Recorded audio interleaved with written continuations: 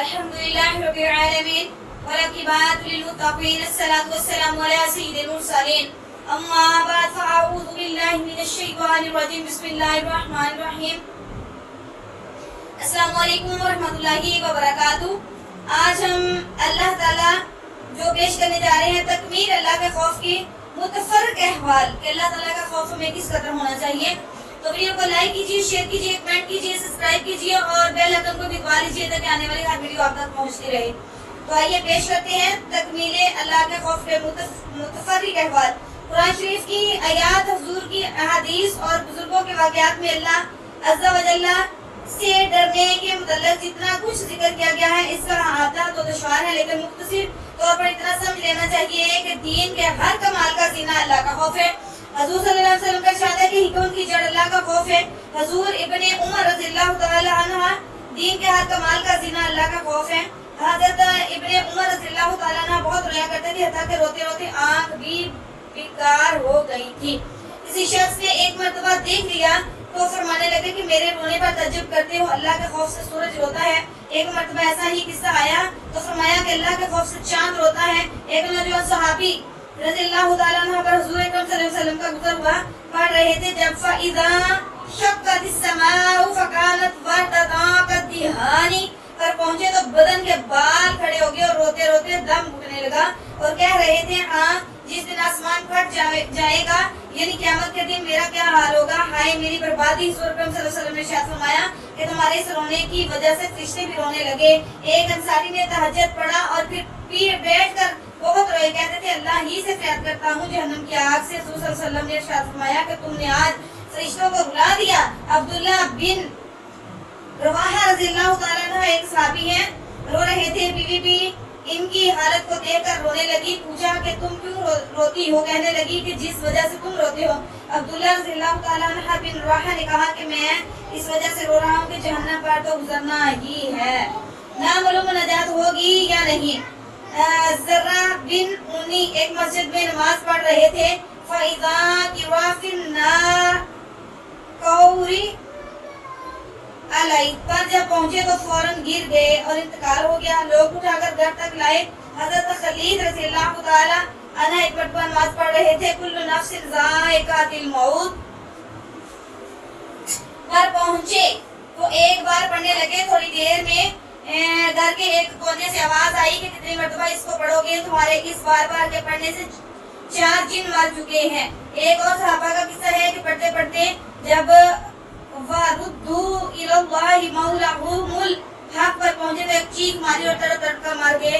اور بھی اس قسم کے واقعات کثرت سے گزرے۔ حضرت فصیل رضی اللہ تعالی عنہ رحمۃ اللہ مشہور بزرگ ہیں، کہتے ہیں کہ اللہ کا خوف ہر خیر کی چیز رہبری کرتا ہے۔ حضرت شبلی رحمۃ اللہ علیہ کے نام سے سبھی واقف ہیں، وہ کہتے ہیں کہ جب بھی میں اللہ سے ڈرا ہوں اس کی وجہ سے مجھ پر حکمت اور عبرت کا ایسا دروازہ کھلا جو اس سے پہلے نہیں کھلا۔ حدیث میں ہے اللہ عز و جل فرماتے ہیں کہ میں اپنے بندوں پر 2 خوف جمع نہیں کرتا اور 2 بے فکریاں نہیں دیتا۔ اگر دنیا میں مجھ سے بے فکر رہے تو قیامت میں ڈراتا ہوں اور دنیا میں ڈرتا رہے۔ تو آخرت میں بے فکری عطا کرتا ہوں۔ حضور صلی اللہ علیہ وسلم کا ارشاد ہے کہ جو اللہ سے ڈرتا ہے اسے ہر چیز سے ڈرتی ہے، اور جو غیر اللہ سے ڈرتا ہے اس کو ہر چیز ڈراتی ہے۔ یحییٰ رضی اللہ تعالیٰ عنہ بن معاذ کہتے ہیں کہ آدمی بیچارہ اگر جہنم سے اتنا ڈرنے لگے جتنا تنگدستی سے ڈرتا تو سیدھا جنت میں جائے۔ ابو سلیمان رحمۃ اللہ علیہ دارانی کہتے ہیں کہ جس دل سے اللہ کا خوف جاتا رہا وہ برباد ہو جاتا ہے۔ حضور اکرم صلی اللہ علیہ وسلم کا ارشاد ہے کہ جس آنکھ سے اللہ کے خوف کی وجہ سے ذرا سا آنسو وہ مکھی کے سر کے برابر ہی کیوں نہ وہ نکل کر چہرے پر گرتا ہے تو اللہ تعالیٰ اس پر چہرے کو آگ حرام فرما دیتا ہے۔ حضور صلی اللہ علیہ وسلم کا ایک اور ارشاد ہے کہ جب مسلمان کا دل اللہ کے خوف سے کانپتا ہے تو اس کے گناہ ایسے جھڑتے ہیں جیسے درختوں سے پتے جھڑتے ہیں۔ میرے نبی صلی اللہ علیہ وسلم کا ایک اور ارشاد ہے کہ جو شخص اللہ کے خوف سے روئے اس کا آگ میں جانا ایسا ہی مشکل ہے جیسا دودھ کا تھنوں میں سے واپس جانا۔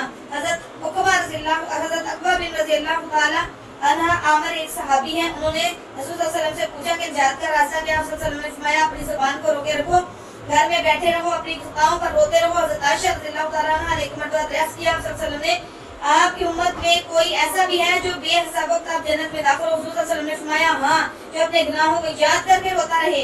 اپنے آقا صلی اللہ علیہ وسلم کا ایک اور ارشاد ہے کہ اللہ کے نزدیک 2 قطروں سے زیادہ کوئی قطرہ پسند نہیں۔ ایک آنسو کا قطرہ جو اللہ کے خوف سے نکلا ہو، دوسرا خون کا قطرہ جو اللہ کے راستے میں گرا ہو۔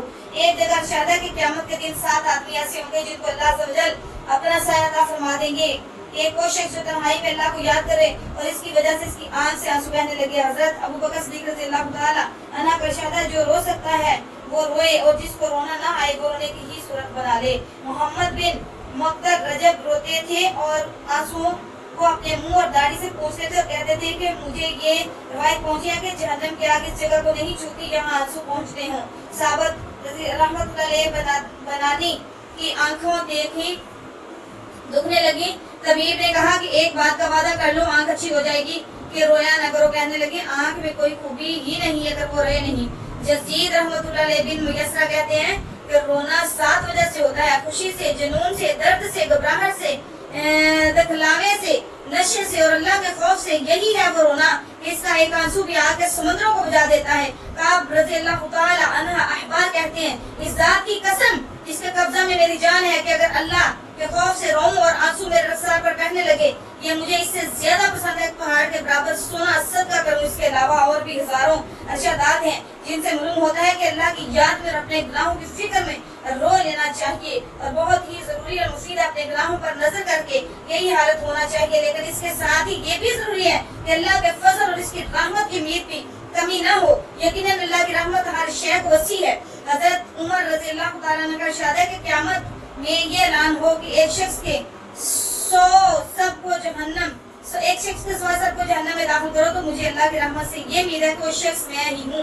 और अगर ये ऐलान हो कि एक शख्स के सिवा सबको जन्नत में दाखिल करो, तो मुझे अपने अमाल से ये खौफ है कि वो शख्स मैं ही हूँ। इसीलिए दोनों चीजों को अल्लाह ताला का समझना और रखना चाहिए। बिलखसूस मौत के वक्त में अमीर का मामला ज्यादा होना चाहिए। हुज़ूर अकरम सल्लल्लाहु अलैहि वसल्लम का इरशाद है कि तुम में से कोई शख्स ना मरे मगर अल्लाह ताला के साथ उसने ज़न रखता हो। इमाम अहमद बिन हम्बल रज़ियल्लाहु तआला अन्हु का जब इंतकाल होने लगा तो उन्होंने अपने बेटे को बुलाया और फरमाया कि ऐसी हदीस मुझे सुनाओ जिनसे अल्लाह के साथ उम्मीद बढ़ती हो।